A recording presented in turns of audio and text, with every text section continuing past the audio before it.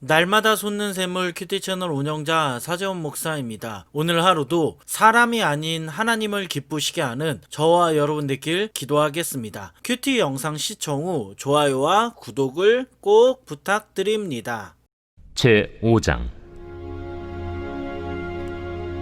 아나니아라 하는 사람이 그의 아내 삽비라와 더불어 소유를 팔아 그 값에서 얼마를 감춤해 그 아내도 알더라. 얼마만 가져다가 사도들의 발 앞에 두니 베드로가 이르되 아나니아야, 어찌하여 사탄이 내 마음에 가득하여 내가 성령을 속이고 땅값 얼마를 감추었느냐? 땅이 그대로 있을 때에는 내 땅이 아니며 판회도 내 마음대로 할 수가 없더냐? 어찌하여 이 일을 내 마음에 두었느냐? 사람에게 거짓말한 것이 아니요 하나님께로다. 아나니아가 이 말을 듣고 엎드려져 혼이 떠나니 이 일을 듣는 사람이 다 크게 두려워하더라. 젊은 사람들이 일어나 시신을 싸서 메고 나가 장사하니라. 3시간쯤 지나 그의 아내가 그 일어난 일을 알지 못하고 들어오니 베드로가 이르되 그 땅 판 값이 이것뿐이냐? 내게 말하라. 예, 이것뿐이라. 너희가 어찌 함께 꾀하여 주의 영을 시험하려 하느냐? 보라, 네 남편을 장사하고 오는 사람들의 발이 문 앞에 이르렀으니 또 너를 메어 내가리라. 곧 그가 베드로의 발 앞에 엎드려져 혼이 떠나는지라. 젊은 사람들이 들어와 죽은 것을 보고 메어다가 그의 남편 곁에 장사하니 온 교회와 이 일을 듣는 사람들이 다 크게 두려워하니라. 성령의 충만함을 받은 사도들을 통해 교회는 부흥하고 많은 사람에게 칭찬을 받고 있었습니다. 교인들은 서로 필요를 채워주고 구제하는 데 앞장섰습니다. 하지만 오늘 우리가 읽은 말씀을 보면 아무런 문제 없이 기쁨으로 성장하던 교회에 한 가지 사건이 발생합니다. 교회는 외부의 핍박에도 굴하지 않고 힘있게 성장할 때 오늘 말씀에 나오는 사건이 일어났습니다. 말씀 1절에 보면 아나니아라 하는 사람이 그의 아내 삽비라와 함께 소유를 팔아서 그 돈의 일부를 자기의 것으로 숨겨두고는 나머지를 사도들의 발 앞에 가져갔습니다. 그러자 베드로가 말했습니다. 아나니아야, 어떻게 내가 사탄에게 마음을 빼앗겨 성령을 속이고 땅값으로 받은 돈의 일부를 내 것으로 몰래 숨겨 놓았느냐? 여러분, 베드로는 왜 지금 이런 말을 한 것일까요? 지금 아나니아와 삽비라는 땅을 팔아 일부를 자신들이 가졌고 나머지 재산을 사도들 발 앞에 놓았는데 사도들 발 앞에 놓은 돈을 하나님 앞에서 전부라고 속였기 때문입니다. 베드로는 아나니아와 삽비라의 행동을 성령을 속이고 하나님께 거짓말한 것이라고 합니다. 그들은 하나님 앞에 큰 죄를 지었습니다. 아나니아는 베드로의 말을 듣고 그 자리에 엎드러져 혼이 떠나니 이 일에 대해 들은 사람들이 두려워했습니다. 사람들은 바로 아나니아의 시신을 싸서 메고 나가 장사했습니다. 이제 말씀 7절을 보면 3시간 정도 지났을 때 누가 베드로에게 나왔습니까? 아나니아의 아내 삽비라입니다. 베드로는 삽비라에게 땅을 판 돈이 이것뿐이냐고 물었습니다. 삽비라는 예라고 대답했습니다. 베드로는 그 여자에게 너희가 어찌하여 주의 영을 시험하려 하느냐? 이렇게 대답하자 삽비라는 베드로의 발 앞에 엎드러져 혼이 나갔습니다. 여러분, 오늘 아나니아와 삽비라는 어떤 이유로 죽음을 맞이했습니까?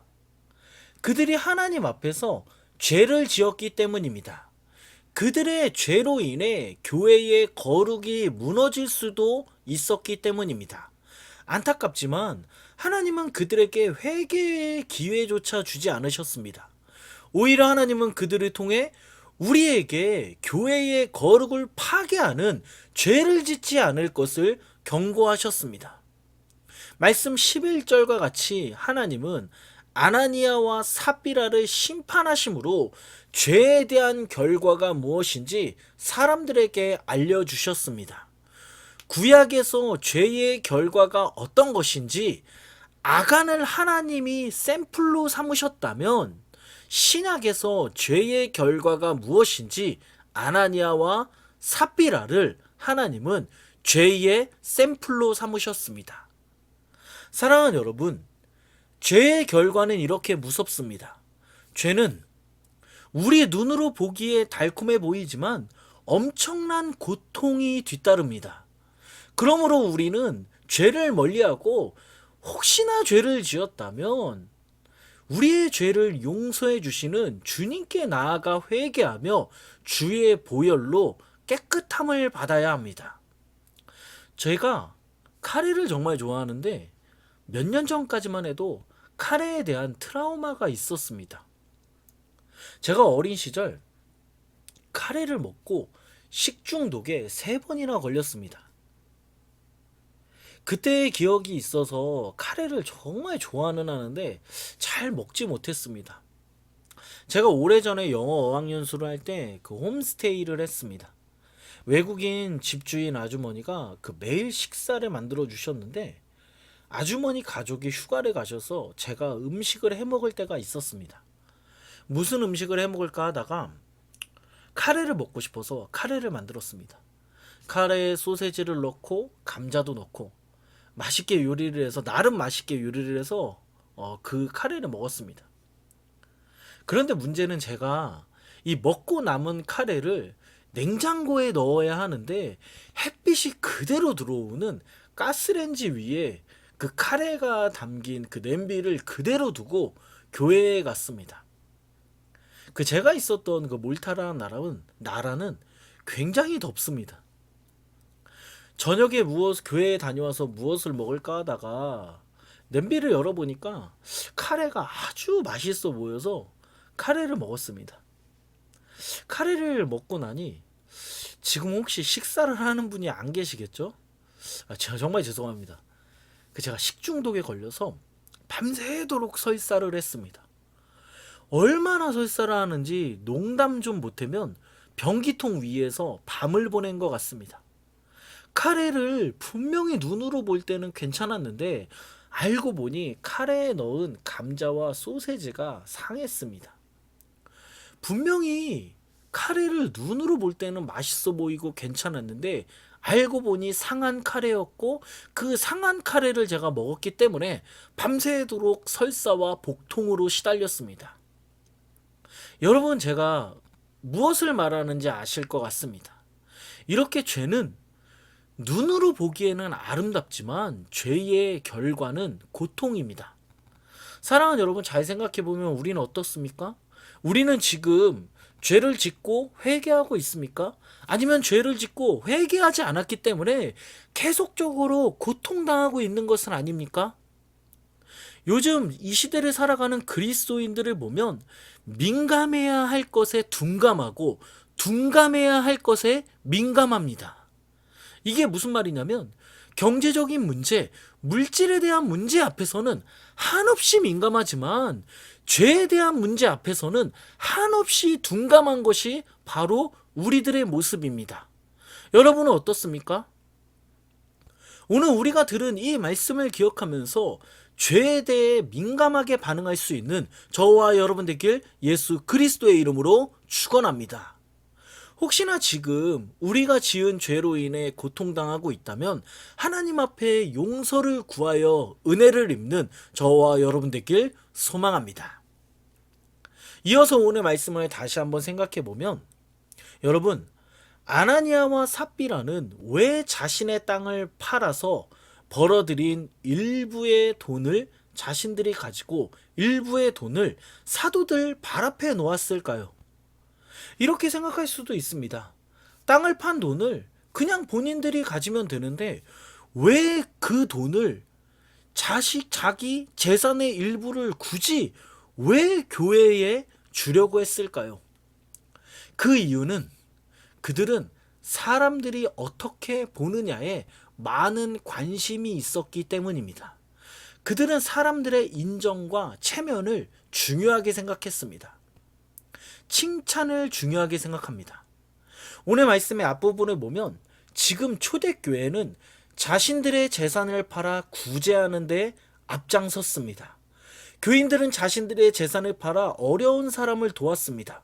이들은 은혜를 경험했기 때문에 자발적으로 누가 시키지 않았음에도 불구하고 하나님 앞에서 사람들에게 구휼을 베풀었고 구제를 했습니다.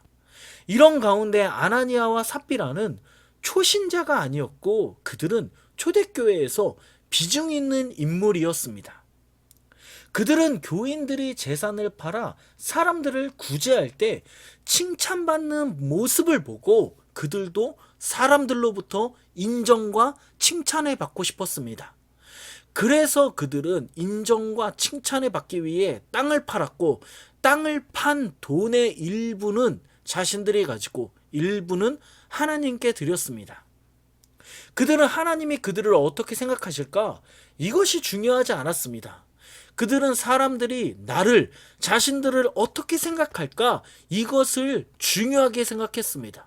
그들은 사람들의 인정과 칭찬 중심의 신앙을 가지고 있었습니다. 사랑하는 여러분, 한번 생각해 보면 우리는 어떻습니까? 우리에게도 이러한 모습은 없습니까?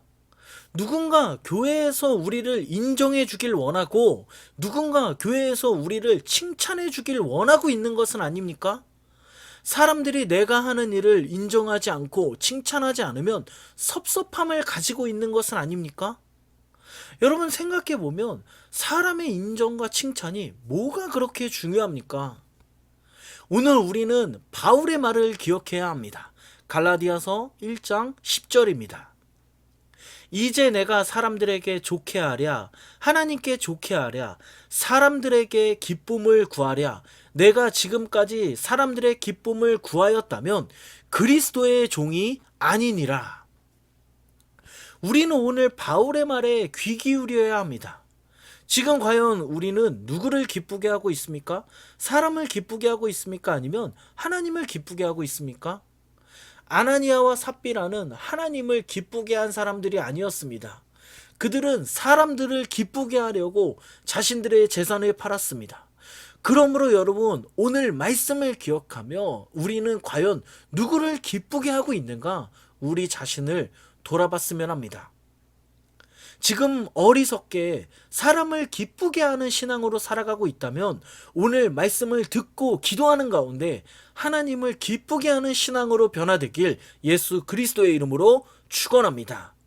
또한 하나님을 기쁘시게 했을 때 하나님께서 우리에게 주시는 놀라운 하늘의 영적인 기쁨을 경험할 수 있는 저와 여러분 되길 간절히 소망합니다.